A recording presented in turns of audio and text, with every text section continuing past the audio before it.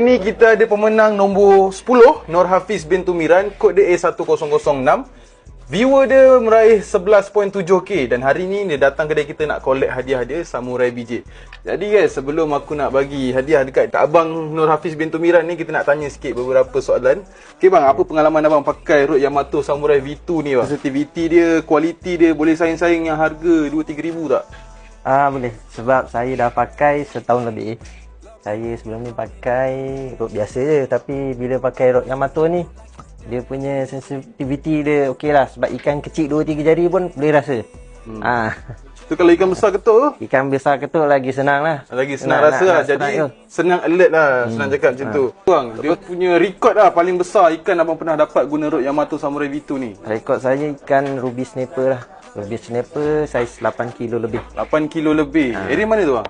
Area Tawau. Abang ni main Rode Yamato Samurai V2 dekat area Tawau. Lagi satu bang, dengar cerita abang dah pakai dah Rode Yamato Samurai BJ ni. Saya nak tahu dia punya pengalaman abang pakai Rode Yamato Samurai BJ. Macam mana? Betul, saya pernah pakai yang ni.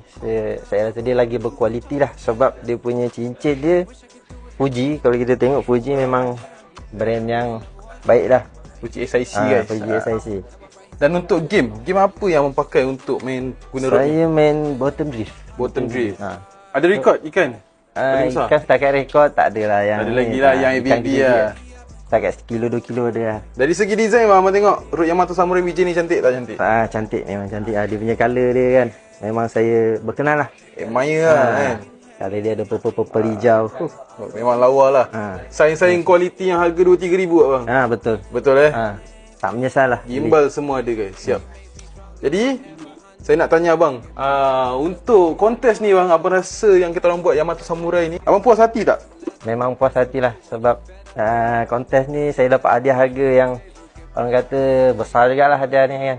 Saya rasa kontes ni perlu diadakan lagi lah. Mesti ada lagi bang. Jadi sesiapa yang tak berpeluang untuk join kontes Yamato ni, korang kena stay tune. Korang kena stay tune sebab kita akan bakal buat lagi game ni. Jadi seperti yang dijanjikan, hadiah untuk tempat ke-10 Nur Hafiz bin Tumiran, kod A1006, Yamato Samurai BJ lagi guys. Jadi ni hadiah untuk abang. Terima kasih sebab join kontes kita orang. Terima kasih sebab support beli Yamato Samurai. Lepas tu join kontes kita orang. Terima kasih bang. Okey, sama-sama. Ini adalah ketiga saya lah. Yamato yang ketiga. Terima kasih. Okey. Peserta kontes Yamato, nama brother Nur Hafiz. Kod nombor dia A1006 menggunakan Rode Yamato Samurai V2. Lokasi di Indra Sabah Tawau. Video kali ni guys, korang kena tengok sampai habis guys. Sebab ikan diorang memang gorgon-gorgon semua guys.